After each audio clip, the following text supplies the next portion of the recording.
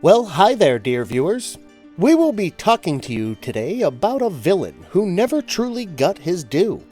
One that has been around since almost the very beginning of DC Comics, whose powers can be unmatched on some occasions, but is still left short when it comes into ranking baddies. The topic of today's video is Dr. Cizko, Wonder Woman villain, origin explored. I'm Andrew Lapomardo, your narrator, and this is Marvelous Videos. Conclusively, one of the most infamous and oldest oddball adversaries Wonder Woman has ever faced. Say hello to Dr. Edgar Cizko, more popularly known as Dr. Cizko, a creation of the Wonder Woman creator, William Moulton Marston, along with Harry G. Peter. This maniacal, misogynistic, telepathic character first made an appearance in Wonder Woman Volume 2, number 54. Despite having originated in the early days of Wonder Woman, Dr. Cizko continues to remain riveting, especially to his fans to this very day.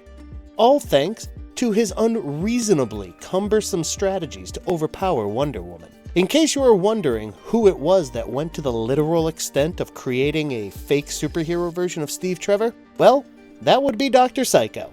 So, prep yourself for today's video, where we are going to be exploring the origins of this Wonder Woman villain. One who in real life happens to be more of a burlesque of Marston's former college mentor cum rival, Hugo Münsterberg. Apparently, the German-American psychologist was an unyielding, dyed-in-the-wool conservative, especially when it came to women's rights. He believed that the sole ground for women to go to college was to make them more interesting wives. No wonder his views horrified Marston. And soon, it was time for him to settle some old scores. Anyway, back to today's video, right away. Before we go into our explanation, we have a very small request. If you like our content, please support us by subscribing to our channel. This is a small click for you, but for us, it means a lot. Thank you. Let's begin. Dr. Cizko, a tragic origin. A multitasker and a master strategist, Dr. Cizko's first escapade was masquerading as Dr. Charles Stanton, a child psychologist, at the Adams Junior High School in Boston. While he mentally strained the students to raise their grades, his sole purpose was to provoke some kind of friction between Wonder Woman and Hermes, and to make them fight, thereby leading to the simultaneous obliteration of everyone in Boston. In case you are having your doubts, of course, Dr. Cizko called the shots for them, as he was secretly in control of both their minds. Had it not been for the guidance counselor at Adams Junior High, Helen Anderson, Dr. Cizko would have been successful. As Helen tried to probe deeper into things, she landed herself in a fix, with Dr. Cizko holding her hostage and tormenting her using his mental capabilities. Helen went completely batshit crazy. She was literally about to kill herself, along with her unborn child, had Wonder Woman not intervened and knocked Dr. Cizko out.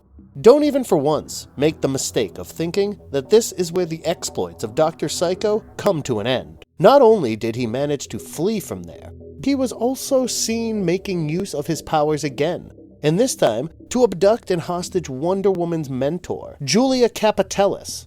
Apparently, the ancient immortal sorcerer Circe had directed him to do so. Of course, the witch enlisted the help of Dr. Cizko once again and made use of his powers against Vanessa Capitellis, who happened to be a close friend of Wonder Woman. He implanted dreadful nightmares in her mind with the sole purpose of getting back at Wonder Woman. However, this only landed him inside the Greater Boston Institute for the Criminally Insane. But, having said that, Dr. Cizko wasn't one to give up so easily, and he successfully transformed Vanessa into the new Silver Swan, all in the hopes of making her a member of his team of villains that included him, Circe, and the new male Chitara. But, as fate would have it, he was flattened by Donna Troy, and shut away inside the metahuman prison, Slabside Penitentiary. You'd be surprised to know that he even went to the extent of ambushing the Legion of Superheroes, attempting to take over the mind of Saturn Girl.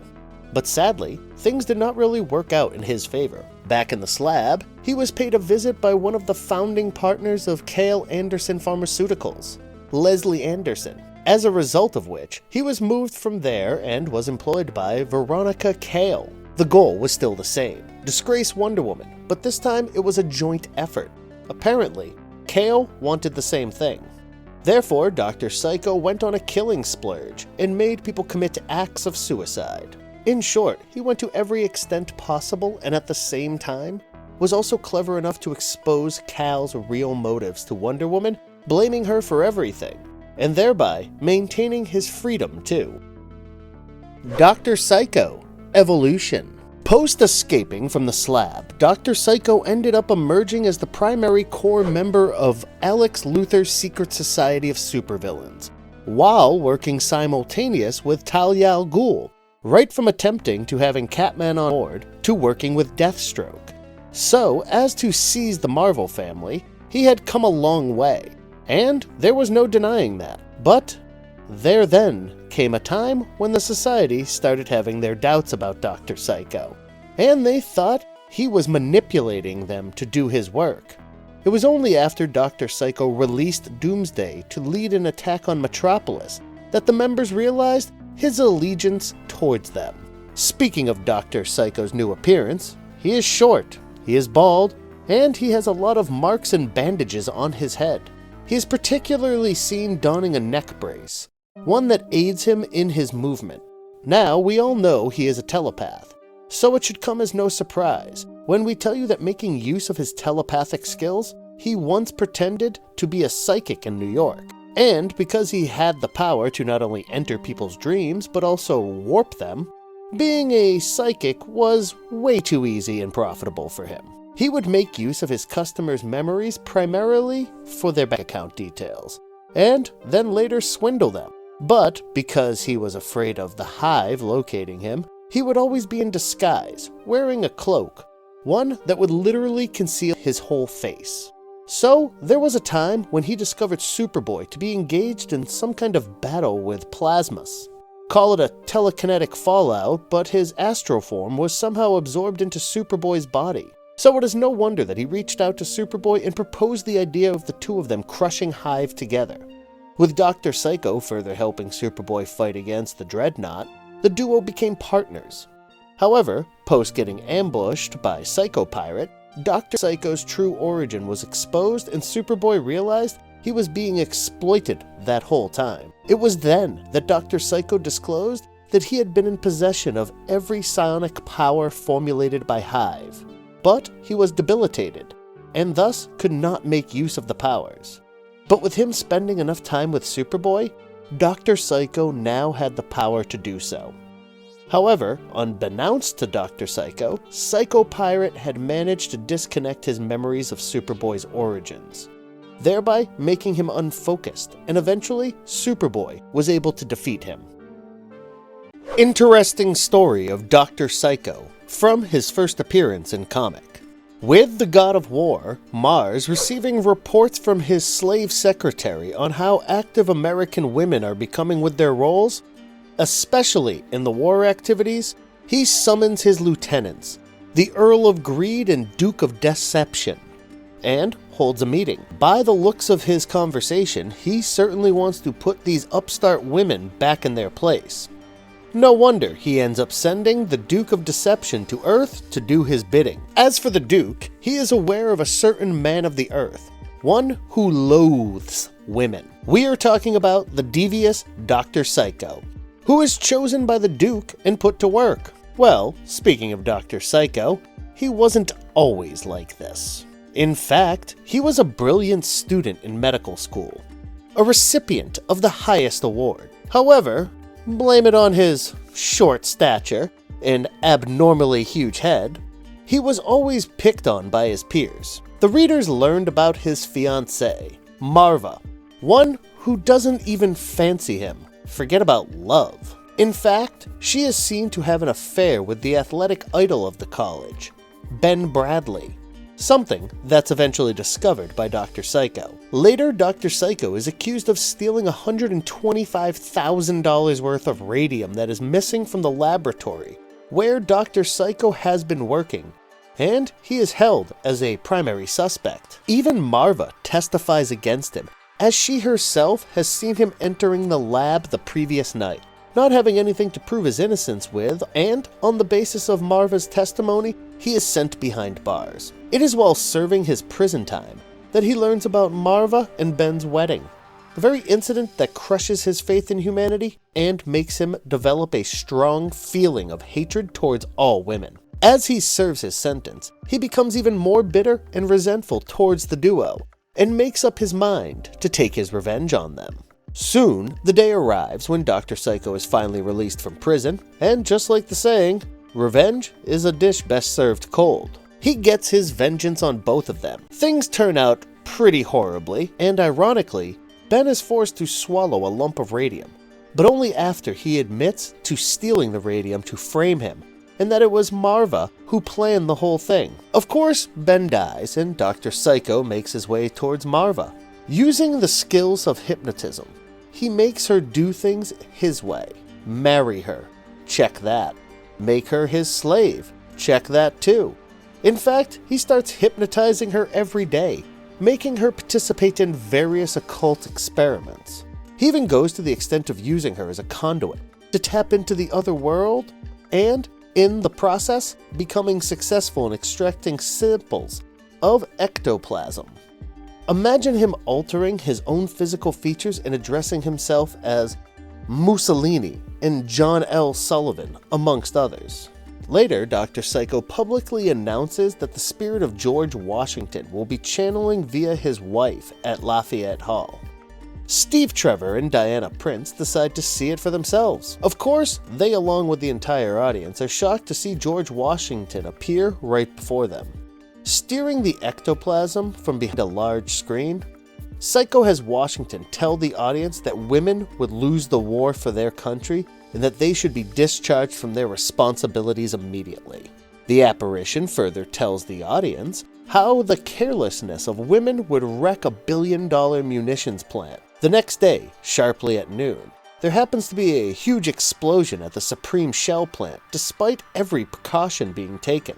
Of course, this causes panic amongst the people. Next, Dr. Cizko is seen sending an invitation to Colonel Darnell, the head of United States military intelligence, asking him to attend a private seance with the spirit of George Washington, so as to receive further significant information. Darnell decides to take Steve with him, and they also are joined by Wonder Woman. Having had enough, Wonder Woman interrupts the seance with the lasso of truth.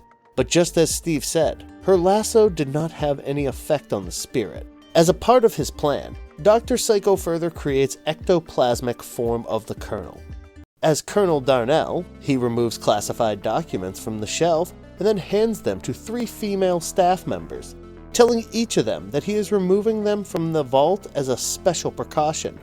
He instructs the women to conceal them in places that only they would know. Of course, with the documents gone missing, the 3 women are accused and found guilty, with the trio stating that it was the Colonel who instructed them to hide the documents in the first place. Steve starts having his doubts about Dr. Cizko. Deciding to probe things a little deeper, and all by himself, he lands himself in an electrified cage inside the doctor's laboratory. Diana is able to learn of Steve's predicament using his mental radio. She quickly changes into her Wonder Woman costume and goes to help out Steve. Post locating Dr. Cizko's lab and examining the high fence encompassing it, she makes a slingshot out of 2 trees and makes her way flying onto the laboratory grounds.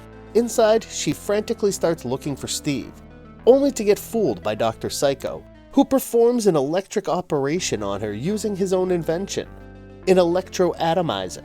This device separates her spirit from her body. With Wonder Woman's spirit entirely detached, Dr. Cizko fastens it to the wall with bands of psychoelectric magnetism, and as for her body, it appears lifeless. However, her mind is still active, and she tries sending a mental radio message to her friend Etta Candy. While it so happens that Etta and her sorority sisters, the Holiday Girls, are able to receive a mental radio message from Steve, and they head towards the lab straight away.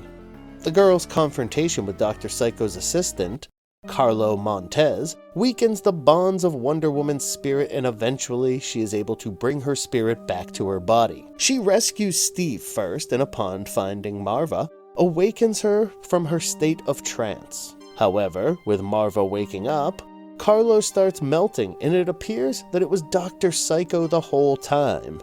An enraged Dr. Cizko points his gun towards the girls, only to have his weapon disarmed by Steve. As Steve takes her away, Wonder Woman urges a dispirited Marva to join the Women's Army Corps and fight for the country. What makes Dr. Cizko so deadly?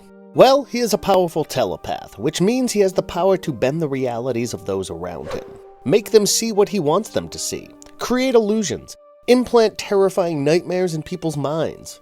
In short, mentally torment them. Well, Wonder Woman has ranked him as one of the most powerful telepaths on the planet.